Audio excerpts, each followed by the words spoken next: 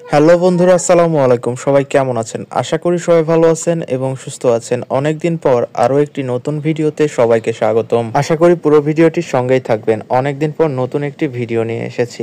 তো চলুন বেশি কথা না বাড়িয়ে মূল ভিডিওতে চলে যাই। আলহামদুলিল্লাহ, সকাল সকাল রেডিমেডি হয়ে ফিটফাট হয়ে বেরিয়ে পড়েছি পাকশি যাওয়ার উদ্দেশ্যে।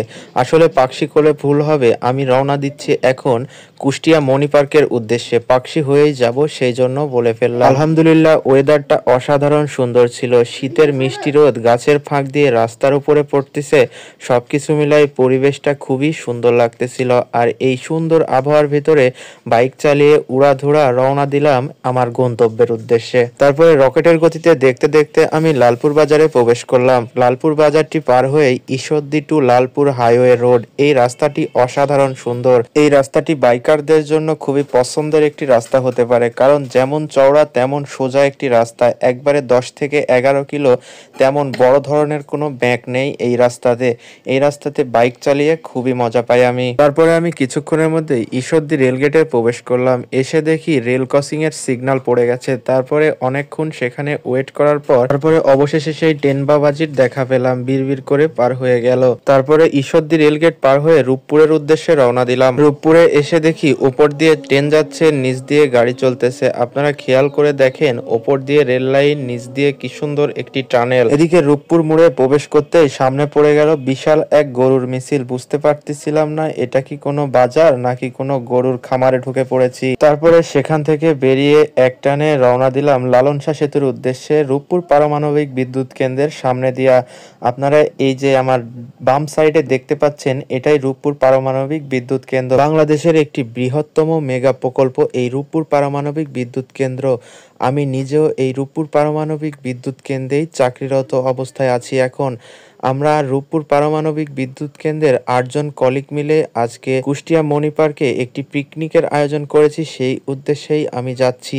রূপপুর পারমাণবিক বিদ্যুৎ কেন্দ্রের সঙ্গেই প্রায় লালন শাহ সেতু অবস্থিত। লালন শাহ সেতুতে টোল দিয়ে লালন শাহ সেতুতে প্রবেশ করতেই প্রকৃতির সেই অসাধারণ সৌন্দর্য চোখে পড়ল। লালন শাহ সেতুর এক সাইডে হার্ডিং ব্রিজ আর এক সাইডে রূপপুর পারমাণবিক বিদ্যুৎ কেন্দ্র খুব সুন্দরভাবে দেখা যায়, কারণ লালন শাহ সেতুর সঙ্গেই রূপপুর পারমাণবিক বিদ্যুৎ কেন্দ্র অবস্থিত। আমি একটু দাঁড়িয়ে এই প্রকৃতির অসাধারণ সৌন্দর্য উপভোগ করলাম। তারপর আর রাস্তায় দেরি না করে রওনা দিলাম তাড়াহুড়ো করে মণি পার্কের উদ্দেশ্যে, কারণ আমার জন্য সেখানে আমার কলিগরা অপেক্ষা করতেছিল, বারবার ফোন দিচ্ছিল। এই জন্য আর রাস্তায় দেরি করলাম না। এদিকে এসে দেখি সবাই আমার জন্য গেটের সামনেই দাঁড়িয়ে আছে। সবার সঙ্গে মোলাকাত করে গাড়িটি গ্যারেজ করে মণি পার্কের সুন্দর গেট দিয়ে ভেতরের দিকে প্রবেশ করতে শুরু করলাম। ভেতরে ঢুকতেই মনটা ফুরফুরা হয়ে গেল, কারণ সামনের যে রাস্তার ডেকোরেশনটা দেখতেছিলাম সত্যি অসাধারণ সাজানো গোছানো, দেখেই ভালো লাগতেছিল। আমরা ভেতরে প্রবেশ করতেই প্রায় 10টা বেজে গেছিল।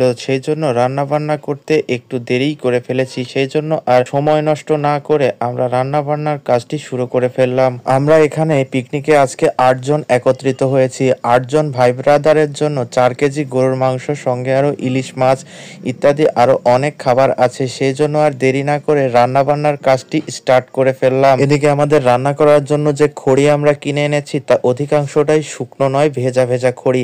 এজন্য পেট্রোলের ব্যবস্থা করা হয়েছে চোলা ধরানোর জন্য। সেই প্রক্রিয়ায় চলতেছে এখন। এদিকে আমাদের পিকনিকের জন্য সবার জন্য একটি করে টি শার্ট কেনা হয়েছিল, যাতে এক কালার গেঞ্জি থাকে সবার গায়ে। এদিকে রান্না বান্না হতে হতে এই সুন্দর মণি পার্কটা চলুন আপনাদের একটু ঘুরিয়ে দেখিয়ে নিয়ে আসি। পার্কের এরিয়াটি খুব একটা বড় নয়, তবে যেটুকুই আছে খুবই অসাধারণ, কারণ পদ্মা নদীর তীর ঘেঁষে অবস্থিত এই পার্কটি। পার্কের এই জায়গা দাঁড়িয়ে থেকে রূপপুর পারমাণবিক বিদ্যুৎ কেন্দ্রের চুল্লিগুলো স্পষ্ট দেখা যায়। এছাড়াও এই পার্কে বিনোদনের জন্য বেশ কয়েকটি রাইডের ব্যবস্থা আছে। যারা ভয় পান বা হার্ট দুর্বল লোক তারা এইসব রাইড থেকে বিরত থাকবে। এছাড়াও এখানে বাচ্চাদের জন্য বিভিন্ন রাইডের ব্যবস্থা রয়েছে। এছাড়াও এই পার্কটির ভেতরে সুন্দর একটি রেস্টুরেন্টের ব্যবস্থা রয়েছে, যেখানে আপনি চাইলে চাইনিজ, বাংলা বিভিন্ন ধরনের খাবার খেতে পারবেন।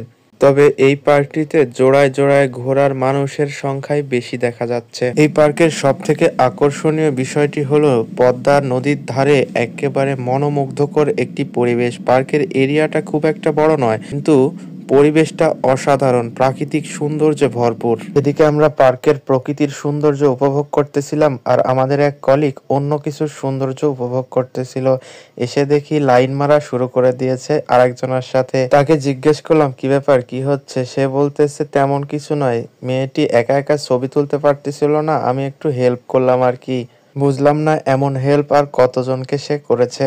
তারপরে আমরা রান্নার কাছে চলে আসলাম। এসে দেখি গরুর মাংস রান্না কমপ্লিট, ইলিশ মাছ ভাজাও প্রায় শেষ। আমাদের পিকনিকের লোকজন কম হলেও আমাদের আয়োজনের কোনো কিছুর কমতি ছিল না।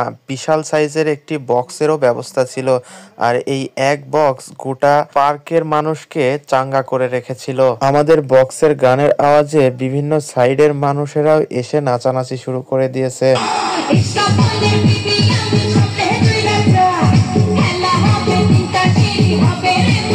এদিকে সবকিছুর পরে আমাদের খাবারও প্রস্তুত হয়ে গেছে। আমরা সবাই টেবিল চেয়ার নিয়ে বসে গেলাম খাবার খেতে। আমাদের পিকনিকে টেবিল চেয়ারেরও ব্যবস্থা করেছিলাম আমরা। আলহামদুলিল্লাহ, আমরা প্রফেশনাল বাবুর্চি না হইলেও প্রফেশনাল বাবুর্চির থেকে কোনো অংশে কম হয়নি রান্নার স্বাদ। আলহামদুলিল্লাহ, অসাধারণ রান্নার টেস্ট হয়েছিল। সবকিছুর পরে ভাই ব্রাদারদের সাথে আলহামদুলিল্লাহ আজকের দিনটা অসাধারণ কাটালাম। আজকের ভিডিওটি এ পর্যন্তই। দেখা হবে পরবর্তী কোনো নতুন ভিডিওতে। সে পর্যন্ত সবাই ভালো থাকবেন, সুস্থ থাকবেন। আসসালামু আলাইকুম।